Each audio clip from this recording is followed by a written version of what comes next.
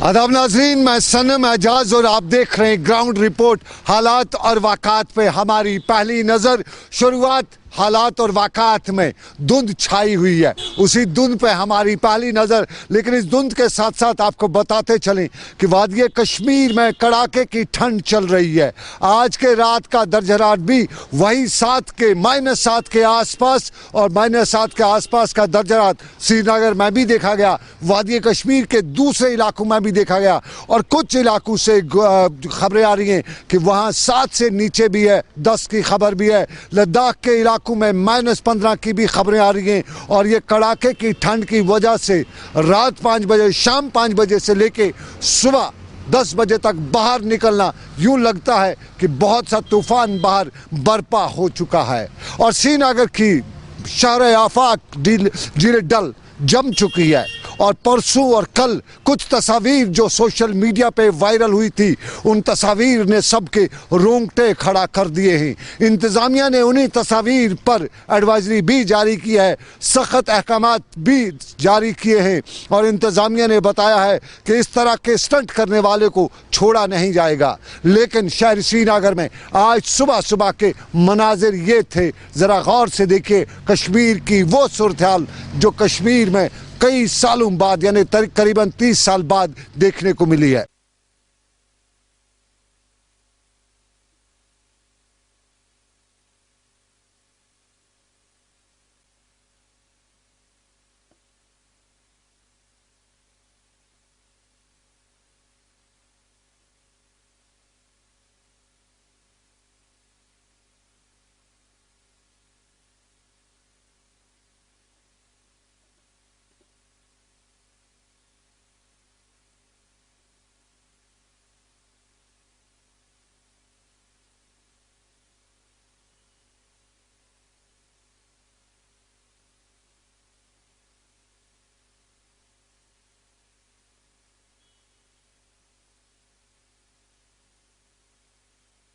जन्नत बेनज़ीर वादिये कश्मीर और वादिये कश्मीर के इन दिनों के ये मनाजिर, कड़ाके की ठंड, झील डल जम चुकी है। झील वुलर के किनारों की भी सूरत हाल यही है।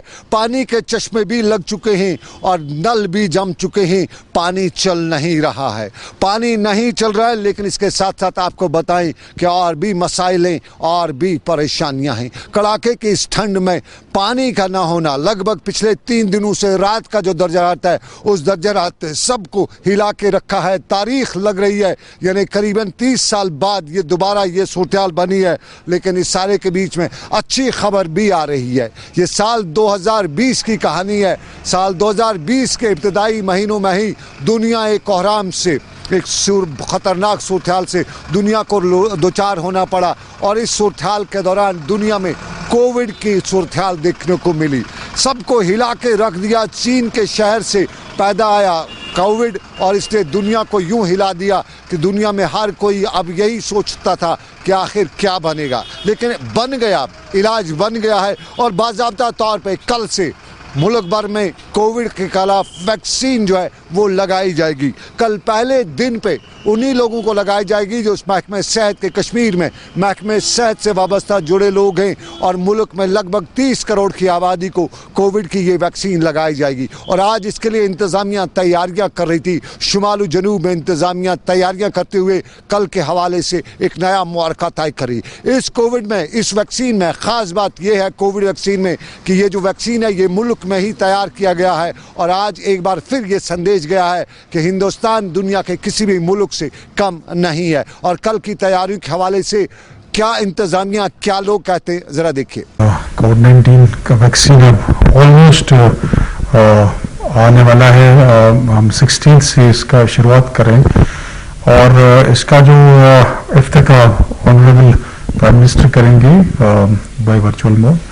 हमारी पूरी तैयारी, उसका एक ड्राई रन भी हुआ है जो पिछले हफ्ते में आपने देख लिया, काफ़ी सक्सेसफुली हमने किया। इसके हवाले से जो जहाँ तक पहले फेज में हम जो हेल्थ केयर वर्कर्स हैं उनको इम्यूनाइज करेंगे। इसके सिलसिले में हमने एसवीएल हॉस्पिटल में एक बड़ा सेंटर यहाँ पे इस्टेब्लिश किया है जहाँ पर हम ये वैक्सीन और वैक्सीन के अलावा जो हमारे पूरी नॉर्थ कश्मीर के लिए एक फैसिलिटी हमने यहाँ इस्टेब्लिश की, जो हमने यहाँ पर एक अगर किसी भी शख्स में जिसको ये वैक्सीन दिया जाएगा, कोई किसी किस्म की कोई कॉम्प्लिकेशन हुई या कोई रिएक्शन या कोई इससे जो जुड़े हुए कोई कॉम्प्लिकेशन हो, तो उस सिलसिले में हमने यहाँ पर एक टर्शरी केयर लेवल एक सेंटर एस्टैब्लिश किया, जिसका लास्ट टाइम डीसी साहब ने दौरा किया और हमने देख लिया वो।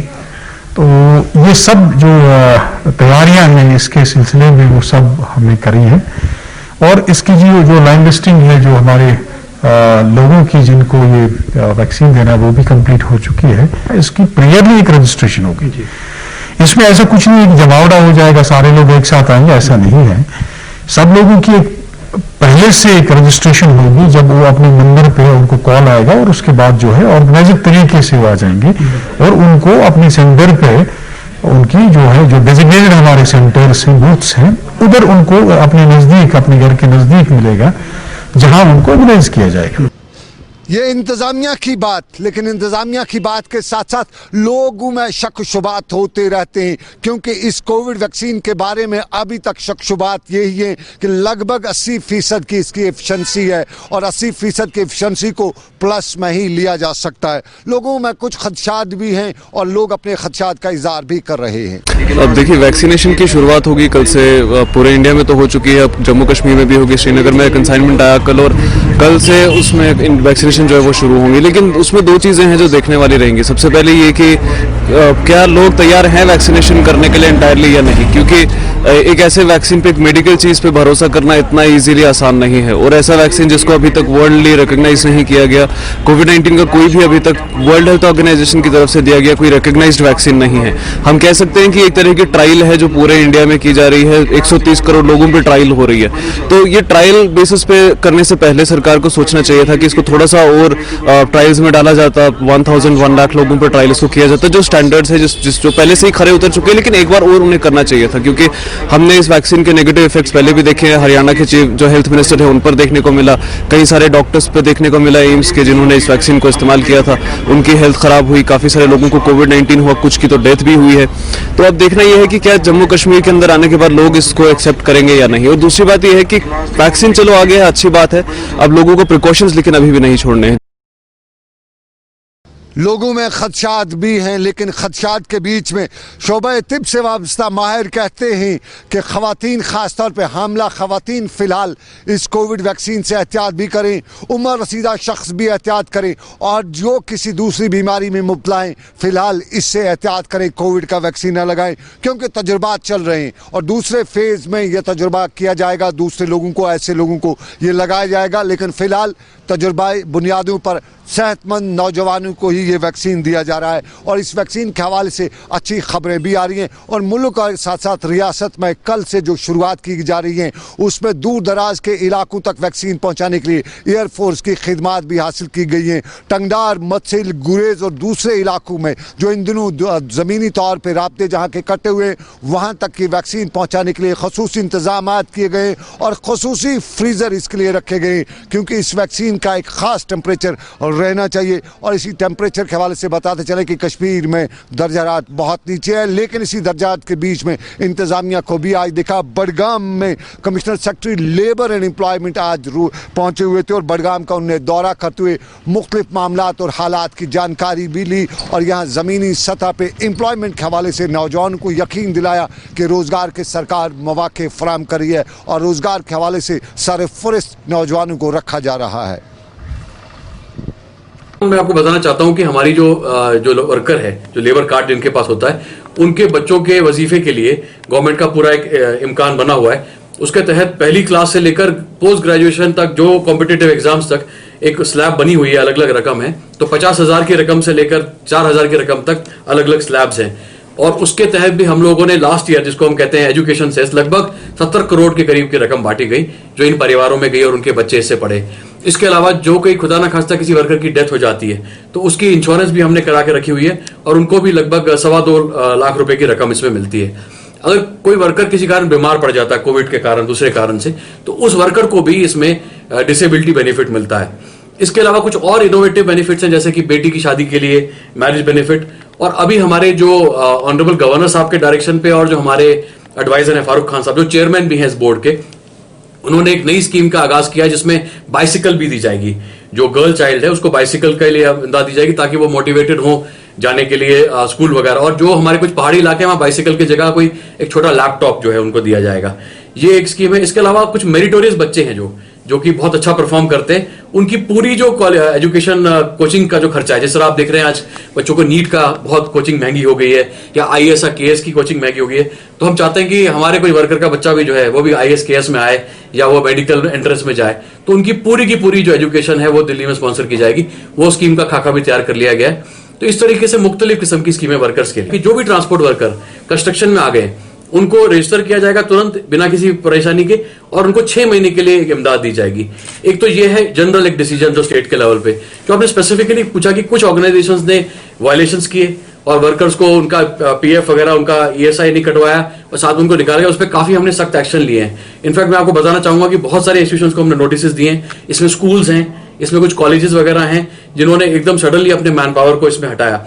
उसमें वर्कर्स कंपनसेशन एक्ट है बाकायदा, उसमें काफी पावर्स हैं हमारे इदारे के पास। और जो भी इंस्टीट्यूशंस को मैं आपकी जानिब से मैसेज देना चाहता हूं कि हम वर्कर की जो इंटरेस्ट को कभी 100% डिफेंड करेंगे, और अगर कोई ऑर्गेनाइजेशन कोई इस तरह से कार्रवाई करता है तो बड़ा सीरियस फाइन और हो सकता है क्लोजर भी उन ऑर्गेनाइजेशंस का हमें करना पड़े। ऐसी कुछ कंप्लेंट्स आई हैं और कंप्लेंट्स में हम लोग कार्रवाई कर रहे हैं। इसमें मैंने आपको बताया कि जैसे जब हम लेबर कार्ड बनाते थे अपना, तो इसमें एक एम्प्लॉयमेंट सर्टिफिकेट देना जरूरी होता था जो कि 3 महीने का एम्प्लॉयमेंट सर्टिफिकेट था। पहले उसको सिर्फ हमारे अधिकारी दे सकते थे, जैसे कि एग्जीक्यूटिव इंजीनियर, BDO वगैरह। अब हमने एक स्पेशल पावर दी है कि जो हमारे न्यूली इलेक्टेड सरपंचेस वगैरह हैं, जो BDC के चेयरमैन हैं, वो उस गांव में बैठ के ही वहीं से उनको वो सर्टिफिकेट दे सकते हैं। तो इसलिए वो फॉर्मेलिटी बड़ी सिंप्लीफाई कर दी गई है। दूसरा, हमारी सारी सर्विसेज जो है, गवर्नर साहब ने परसों हमारा रिव्यू लिया था जब सितंबर के महीने में, तब उन्होंने डायरेक्शन दिया कि सारी सर्विसेज को ऑनलाइन करना है। मुझे बड़ी खुशी होती है बताते हुए कि जो हमारे पीर मुजफ्फर साहब जो इसके CEO हैं, उन्होंने सारी सर्विसेज को ऑनलाइन कर लिया है। और सारी सर्विसेज ऑनलाइन का मतलब है कि वर्कर अपने मोबाइल फोन पे ही घर बैठे बैठे ही वहां से वो अप्लाई करेगा। उसका जो अकाउंट है DBT बेस्ड अकाउंट, आधार बेस्ड, उस पर उसको रकम मिलेगी। तो जो इंटरफेस जो बार बार इनको वर्करों को आना पड़ता है, कोविड के दौरान है, सोशल डिस्टेंसिंग वगैरह है, मैं आपको पूरी तरह यकीन दिलाता हूं कि by the beginning of the next financial year 1 अप्रैल 2021 से ये सारा इंटरफेस तो टोटली ऑनलाइन हो जाएगा। ये रोजगार फराहम किया जाएगा, सरकार का पहला काम। लेकिन इसी साथ बताते चले कि अभी लगभग 8 दिन हो गए जम्मू श्रीनगर कौमी शाहराह थ्रू नहीं हो सकी है। केला मोड़ पर पुल के गिरने के बाद वहाँ पे सूरत-ए-हाल रास्ते की मुनक़ता हुई है। सरकार हंगामी और जंगी बुनियादों पर एक नए पुल को भी तामीर कर रही है, लेकिन बताया यही जा रहा है कि अभी और वक्त इसमें लग सकेगा। लेकिन आज इस शाहराह पर सफ़र करने वाले या गाड़ियाँ ले जाने वाले ड्राइवरों ने लाउडोरा काजीगुंड में एहतजाज किया, और एहतजाज की वजह यही बताई गई कि टैक्स तो देते हैं लेकिन सरकार कौमी शाहराह पर बुनियादी सहूलियात फराहम नहीं करी है। रफ़ाए हाजत के मामले को भी लेकर यहाँ पे ड्राइवरों ने एहतजाज करते हुए बताया कि कहीं पे भी वो ड्राइवरों को रोका जाता है, लेकिन जहाँ जहाँ ड्राइवरों को रोका जाता है वहाँ उनके लिए बुनियादी सहूलियात और ख़ास तौर पे रफ़ाए हाजत के लिए कोई इंतज़ाम नहीं होता है। अपील करता हूँ कि यहाँ बाथरूम आना चाहिए। हमारी जो लखनपुर से लेके श्रीनगर तक कितने टोल लेती है गवर्नमेंट, हर जगह पे टोल लगा रखा, हर जगह पे। यहाँ पे कोई सहूलियत नहीं है, बाथरूम की नहीं है, पानी की नहीं है, किसी चीज की नहीं है। कल आए या परसों आए राशन वाले 2 किलो चावल देंगे, इतना सा दाल देंगे, उससे हमारा पेट भर जाएगा क्या? यहाँ बाथरूम के लिए किसी के घर के सामने जाए वो तो पत्थर मारेगा। हमारी गाड़ी छोड़ी, हमारी गाड़ी गवर्नमेंट से, ट्रैफिक पुलिस वालों से अपील करते हैं हमें पहले यहाँ से। ट्रक ड्राइवर इधर 12 दिन से हम इधर खड़े हैं, और इधर प्रॉब्लम हमको सबसे बड़ी प्रॉब्लम बाथरूम की आती है, और जगह नहीं है बाथरूम जाने के लिए, और गाड़ियों में पानी की दिक्कत है, राशन की, हर चीज की हमको इधर प्रॉब्लम है। एक आधी बार देगी गवर्नमेंट, एक दिन से देने से क्या होता है? हमको 10 दिन हो गए, 12 दिन में वो 1 दिन का राशन देगी तो उससे क्या होगा? स्टोव में तेल नहीं है, मिट्टी के तेल की बहुत प्रॉब्लम है, और हर चीज की प्रॉब्लम। और गाड़ी सबसे बड़ी प्रॉब्लम है, सबसे बड़ी प्रॉब्लम जो बाथरूम की है हमारे को। ठीक है जी, जो चलिए, ये ड्राइवरों की कहानी, सड़क पर ड्राइवरों की जुबानी, लेकिन सड़क के मामलात बहुत से हैं। और पठानकोट नाम आपने सुना होगा।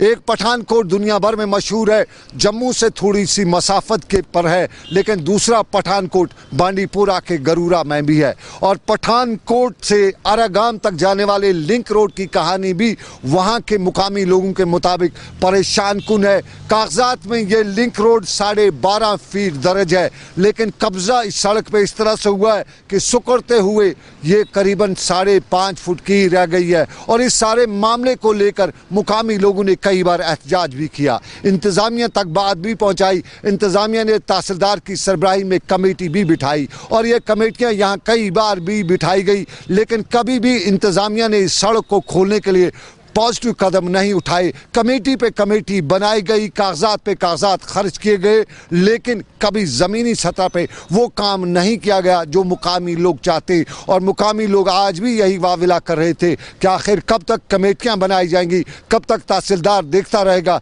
कब तक डीसी सारे मामले को सुनता रहेगा, लेकिन ज़मीनी सतह पे सड़क को साफ या सड़क को कुशादा नहीं करेगा। ये पठानकोट गुरूरा बांडीपोरा की सड़क की कहानी, लेकिन कुपवाड़ा के हलमतपोरा की सड़क की कहानी भी वही है जो वादी कश्मीर के अक्सर इलाकों की है। यहाँ के हवाले से भी मुकामी लोग बता रहे हैं कि यहाँ की सड़क तो है, लेकिन वो सड़क कैसी कि उस पर चला नहीं जाता है। कोई बीमार हो तो उसको कांधे पे चारपाई पे उठा के ले जाना पड़ता है। और यहाँ के लोग भी बताते हैं कि ज़िला इंतज़ामिया से लेकर डिविजनल इंतज़ामिया तक की नोटिस पे ये मामला लाया गया। रियासत के गवर्नर की स्पेशल ऑफिस को भी लिखा गया और इस ग्रीवियंस सेल में लिखते हुए बताया गया कि इलाके की सड़क का हाल ख़राब है, लेकिन कभी कोई मुस्बत कदम नहीं उठाया गया। रोडन हज जबरदस्त मुश्किलात। यह रोड गसान दाद चक राश चक तकरीबन 8,000 आबादी, पॉपुलेशन 8,000। 2008 मज टेंडर गम टिल डेटस तक न तील ये पेवान न गाड़ अस मानान यम जाय पे हूर खचुन क्या बेमार पेवान वालन अत हेरे डांज पे।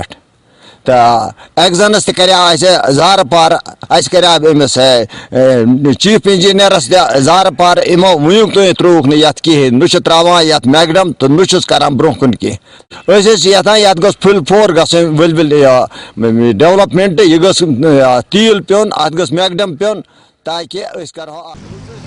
कुपवाड़ा के दाराचक हलमतपोरा की सड़क की कहानी, लेकिन कुपवाड़ा के ही हलमतपोरा गांव की डिस्पेंसरी भी सारे फरिस्त है। और डिस्पेंसरी के हवाले से मुकामी लोग बता रहे हैं कि अमला न होने की वजह से यहाँ पे मुकामी लोगों को इस डिस्पेंसरी का कोई फ़ायदा नहीं है। इस डिस्पेंसरी में डॉक्टर भी नहीं है। यहाँ कोई बीमार हो जाए तो उसका इलाज कहाँ पे होगा, ये मुकामी लोग बताते हैं। और हलमतपोरा कुपवाड़ा का एक मशहूर कस्बा भी है, लेकिन कस्बे के लोग कहते हैं कि यहाँ सिर्फ किस्से कहानियाँ हैं, कस्बे में कोई ऐसा मामला नहीं है जिस पे वो फख्र कर सकें। देखिए, जो हेल्थ सेंटर हलमतपोरा है, यहाँ पे 3 बिल्डिंग्स इसकी बन चुकी है, करोड़ में पैसा लग चुका है, फैंसी में करोड़ का पैसा लग चुका है, लेकिन डॉक्टर की बहुत कमी है। यहाँ पर डॉक्टर कभी आए ही नहीं है। 9 साल से यहाँ पे डॉक्टर मौजूद नहीं है। हम बहुत बार सीएमओ ऑफिस भी गए, सीएमओ साहिबा से हमने रिक्वेस्ट की कि हमें डॉक्टर दीजिए। हमने सोशल नेटवर्क की साइट्स पे भी ये डिमांड्स की, लेकिन तस से मस नहीं हुए। पिछली बार उन्होंने कहा कि किसी अतर परवेज साहब को हमने यहाँ भेजा, लेकिन मुझे लग रहा है सिर्फ जबानी उन्होंने बोला, कागजी तौर पर वो यहाँ पे नहीं आए। तो फिर उन्होंने कहा 6 दिन या 5 दिन के बाद, तब से भी 1-2 महीने हो गए, लेकिन लोग यहाँ पे सफर कर रहे हैं। अगर किसी को छोटा सा जख्म भी लगे, यहाँ पे हमारे जो एसएमसी साहब है यही करते, ठीक अगर ठीक ना हो तो उसको कुपवाड़ा भेजना पड़ता है। कुपवाड़ा भेजने के लिए यहाँ पर एम्बुलेंस की भी सुविधा नहीं है। लोग बहुत सफर कर रहे हैं। यहाँ पे तकरीबन 8,000 की पॉपुलेशन है, सबसे बड़ा एरिया है। अगर हेल्थ सेंटर अपग्रेड भी हुआ तो डॉक्टर होना चाहिए, लाजमी डॉक्टर यहाँ पर होना चाहिए। ये कुपवाड़ा हलमतपोरा के अस्पताल की कहानी, लेकिन अस्पतालों में अमले की कहानी आज राजौरी के अस्पताल में भी देखने को मिली। और राजौरी के अस्पताल में आज फार्मासिस्टों ने 2 घंटे की काम छोड़ हड़ताल भी की। फार्मासिस्टों का कहना कि सरकार के पास उनके मुद्दे और मसाइल हैं, बहुत पुराने मसाइल हैं, लेकिन उन मसाइल को हल नहीं किया जाता है। और आज 2 घंटे की काम छोड़ हड़ताल करते हुए सरकार को ये बताया गया कि उनके मामले और मसाइल पर भी तवज्जो फरमाई जाए। जिन मांगों को लेके यहाँ पर धरना दिया है 2 घंटे का, वो हमारी सबसे बड़ी मांग ये थी कि जो लेफ्ट ओवर हमारे जो फार्मासिस्ट हैं जिनकी रजिस्ट्रेशन नहीं हो रही है, हमारे बार बार आग्रह करने पर भी इस गवर्नमेंट ने उस पर कोई असर नहीं हुआ है। इससे पहले जब हमारे जो ये आर्टिकल 370 था, तब हमारी पहले यहाँ से रजिस्ट्रेशन हुई थी। जब से ये 370 यहाँ से हटा है तो हमारे इंडिया फार्मेसी काउंसिल के अंडर आ गए हैं तो उसमें रजिस्ट्रेशन हमारी उन्होंने बंद कर दी है। तो उसी को लेकर हमने ये धरना दिया है कि हमारी रजिस्ट्रेशन जितनी जल्दी हो कर सके। फार्मासिस्ट जिनकी आप बात कर रहे हैं, क्या ये गवर्नमेंट एम्प्लॉई हैं सभी, या इनमें अनएम्प्लॉयड भी लोग हैं? इसमें अनएम्प्लॉयड भी हैं और सर्विस में भी वो भी हैं, किसी की रजिस्ट्रेशन नहीं हो रही है। तो हम ये गवर्नमेंट से करते हैं कि जितना जल्दी हो इतना रजिस्ट्रेशन की जाए। और चलिए नाजरीन, आपको बताते चलें बाजार का हाल अहवाल भी। बाजार का हाल अहवाल बताने की ज़रूरत ही नहीं है, जान जाते हैं आप। जब भी कौमी शाहराह बंद हो जाती है, कश्मीर का बाजार बहुत ऊपर चला जाता है। वो प्याज जो कभी 20 रुपए में बिका करता है, वो इन दिनों 100 रुपए में बिकता है। और शलगम से लेके दूसरी कोई भी सब्जी जो है कश्मीर में इन दिनों खूब महंगे दामों में बेची जा रही है। और महंगे दामों में बेचने वाला कोई पराया नहीं, खुद कश्मीरी है। और इस सारे के बीच में पटन में आज इंतज़ामिया ने इस सारे मामले पर नज़र रखते हुए पटन के बाजार का दौरा किया और यहाँ नाजायज़ मुनाफाखोरों को मुतबे किया गया कि अगर उन्होंने नाजायज़ मुनाफाखोरी की तो उसके खिलाफ सख्त कार्रवाई की जाएगी। आज हमारी जॉइंट टीम जिसमें कि तहसीलदार साहब, ईओ पटन, म्यूनसिपलिटी पूरी की टीम और टीएसओ साहब, हम आज मार्केट चेकिंग के लिए निकले क्योंकि लोगों की भरपूर शिकायतें आ रही थी। जो ये रास्ता बंद हुआ है उसकी वजह से जो हमारे पटन के दुकानदार थे उन्होंने मुनाफाखोरी ज़्यादा करने की शुरू कर दी और जो एक्सपायर्ड चीज़ थी वो भी मार्केट में बेचने की कोशिश की। हमने वो सारी उनका एक्सपायर्ड जो भी डेटें थी वो ज़ाया कर दी और मार्केट की चेकिंग की और कुछ दुकानदार जो पैसे अलावा ये चार्ज कर रहे थे उनको चालान किया। और अब मैं इस वक्त सब मार्केट से भी दुकानदारों से सबसे अपील करता हूँ, एक तो ये नाजायज़ फ़ायदा मत उठाएं जो रास्ता बंद हुआ है, और लोगों से भी कहता हूँ कि अगर किसी को कोई शिकायत हो, कुछ हो, वो हमसे तारुफ करें। चलिए, ये पटन की बात, सब्जी महंगी है और वादी कश्मीर के हर इलाके से ऐसी खबरें आ रही है। लेकिन कुलगाम में आम लोगों की शिकायत है कि सोमो ड्राइवर महंगाई कर रहे हैं, सोमो ड्राइवर मनमाने दाम करें। सरकार के कोविड कायदे और कानून का तो एक तरफ, लेकिन रेट ऐसे बढ़ाए हैं, कुछ बर्फ़ का बहाना करके, कुछ सड़क की खराबी का बहाना करके, कुछ कोविड का बहाना करते हुए सोमो ड्राइवर मनमानी करते हैं। कुलगाम में सोमो ड्राइवर मनमानी करते हैं, श्रीनगर में भी कुछ ऐसा ही हो रहा है। और अक्सर जगहों से, वादी कश्मीर के अक्सर जगहों से यही बताया जाता है, आवाम यही बता रही है कि कहाँ है ट्रांसपोर्ट डिपार्टमेंट, कहाँ है इंतज़ामिया, कहाँ है पुलिस जो इन सभी मामलात पर नज़र रखे। और कुलगाम के लोग भी बता रहे हैं कि ज़िला इंतज़ामिया कुलगाम कब इस सारे मामले पर नज़र रखेगी। इस इलाके में हमारा सिर्फ यही प्रॉब्लम है कि हमें किराए में भी दुगना देना पड़ता है और ना हमें सोमो में सीट भी नहीं मिलती है। लिहाजा हमने बाइतफाक ये फैसला किया कि हम सड़क पे आके प्रोटेस्ट करेंगे। अगर इस प्रोटेस्ट में डीसी साहब ने इसका इजाला नहीं किया तो हम इस प्रोटेस्ट को आगे ले जाएंगे। हम डीसी साहब से मौजूदा गुजारिश करते हैं कि इसकी तरफ ध्यान दें और कंसर्न जो एसएचओ साहिब है या कंसर्न आरटीओ साहिब है वो इसकी पूरी एक्शन लेके तो इसको हल किया जाए। चलिए, ये सूरत हाल और इसी सूरत हाल के बीच में बर्फबारी हुई है। इस बर्फबारी के दौरान जानवरों को खाना नहीं मिला है। अक्सर हमने आपको बताया है कि अगर आप सुबह सुबह किसी जानवर को खिला दें तो आपका कार्य सवाब में शामिल वो हुकाम होगा। लेकिन आपको नाज़रीन बताएं कि इंतज़ामिया भी इस सारे मामले पर नज़र रखी है और दाची गांव में भी जंगली जानवरों को खाने के लिए forest department, wildlife department मुतहरिक हो चुका है। और आज वहाँ पर हमने देखा कि इंतज़ामिया पूरी तरह से वहाँ पे वाइल्ड जानवरों के लिए, जंगली जानवरों के लिए खाने पीने का सामान डाल रही थी। किस तरह से ये सूरत हाल थी, क्या वहाँ के ओहदेदार कह रहे थे, जरा देखिए।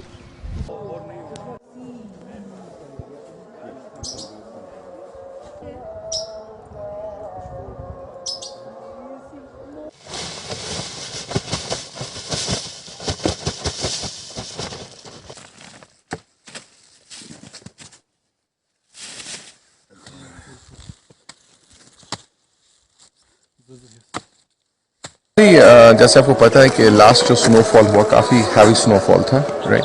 तो इस सिचुएशन में जो है हमारी 2-3 प्रायोरिटीज़ रहती हैं। पहली प्रायोरिटी होती है हम पेट्रोलिंग को जो है बहुत ज़्यादा इंटेंसिफाई करते हैं क्योंकि एनिमल्स लो लाइंग एरियाज़ में आ जाते हैं। तो we want to make sure that कोई पोचिंग का एप्रीहेंशन जो है उसको हम कम्प्लीटली जो है एलिमिनेट करें। और दूसरी बात होती है, दूसरा जो हमारा एक मेन एक्टिविटी यहाँ पे रहता है कि हांगुल, जैसे आपको पता है कि एक जो है इंडिजिनस स्पीशी है हमारी, तो और पॉपुलेशन भी जो है मतलब एक लिमिटेड नंबर्स में है। तो हमारा ये बेसिकली एक कोर्स रहता है कि हम जो है एक्चुअली सप्लीमेंट्री फीड जो है इसको जो है सप्लाई करें। हालांकि मैं हमेशा कहता हूँ अपनी बात में कि ये वाइल्ड एनिमल्स हैं, इनके पास एक नेचुरल प्रोसेस होता है अडेप्टेशन का, ये खुद को अडेप्ट करते हैं, लेकिन उसके बावजूद भी जो है हम सप्लीमेंट्री फीड जो है प्रोवाइड करते हैं बहुत सारी जगहों पे, जिसमें हमारे पास जो है वेजिटेबल्स होते हैं, इवन जो है फॉलेजेस होती है विलोज की, या फिर जो है साल्ट लिक्स जो है नमक की ब्रिक्स होती है वो प्रोवाइड करते हैं, ताकि जो है जो food scarcity in view of snowfall होती है उसको हम जो है प्रॉपरली डील कर सकें, हैंडल कर सकें। So in such circumstances and situation, how far it was difficult to handle situation, huge snowfall after 25 years? Actually, we are always ready for these kind of situations. I mean, we always have a pre-plan. I mean, how to deal with this situation. So we were always ready because it was always on the cards as far as the weather forecasts were going on that we are just going to expect a huge snowfall. So when it did happen, we were already geared up. We knew we had already identified the spots. We had already identified, procured all the stuff that was required. So the field staff, actually, I would like to compliment them. They did actually a tremendous job under these circumstances. And I would like to tell you that even our field staff during this snowfall, they even tracked even 10 to 15 to 20 kilometers even to reach the spots in order to make sure that we are able to execute our plans, right? To execute our plans. जंगल की सैर और जंगल की सैर के साथ बात करें तो नेशनल पार्क दाची गाम कश्मीर की जो ये कौमी पनाहगाह है, ये पहचान है फीडिंग के मामलात के साथ जो जुड़ते हैं। इनका मानना है कि डिपार्टमेंट के एंड से पहले से ही हमने यहाँ पर खुराक तैयार रखा होता है, क्योंकि मौसम की मार होती है, और साथ ही साथ खुदा ना खास्ता अगर जंगली जानवर को खाना ना मिले तो वो शहर की तरफ रुख कर सकता है, जो खुदा ना खास्ता कल एक बड़ा हादसा भी पेश आ सकता है। तो इन मामलात को हैंडल करने के लिए इनकी पूरी टीम यहाँ रेडी होती है, जो फीडिंग करते हैं और फीडिंग के साथ साथ इन वाइल्ड लाइफ एनिमल्स को हैंडल करते हैं। और साथ ही साथ इनका यह भी मानना है कि अगर देखा जाए यहाँ इस दाचिगाम नेशनल पार्क में अब टूरिस्टों का भी रुख जो है वो आना शुरू हो गया है, और लुत्फानंदोज होते हैं यहाँ की हवाओं से, यहाँ की फिजाओं से, एक अलग सा एडवेंचर देखते हैं और बहुत सारी यादें अपने साथ ले जाते हैं। विद वीडियो जर्नलिस्ट समीर वानी के साथ सईद इरफान फाजिल, दाचिगाम नेशनल पार्क, कश्मीर। चलिए हमारे साथी इरफान फाजिल दाचिगाम के इलाके में, लेकिन आपको नाज़रीन बताएं कि बर्फबारी हुई है और जंगली जानवरों और परिंदों के लिए खाने पीने के मसाइल पैदा हुए हैं। आपके आसपास में कुत्ते हो सकते हैं तो आप ज़रूरी है कि उनके लिए खाना फराम करें, क्योंकि वो भी जान रखने वाले हैं, और इसके साथ साथ परिंदे भी अगर आपके आसपास कहीं हों तो उसके लिए भी आप अगर चारा डाल दें, उनके लिए भी दाना डाल दें, तो फिर आपको ये सब का अजर भी मिलेगा। लेकिन फ़िलहाल श्रीनगर से ग्राउंड रिपोर्ट यहीं पे ख़त्म हुआ चाहता है। मुझे मेरे साथी आबिद कादिर के साथ दीजिए इजाज़त। आप रखिए अपना ख्याल। अल्लाह हाफिज़।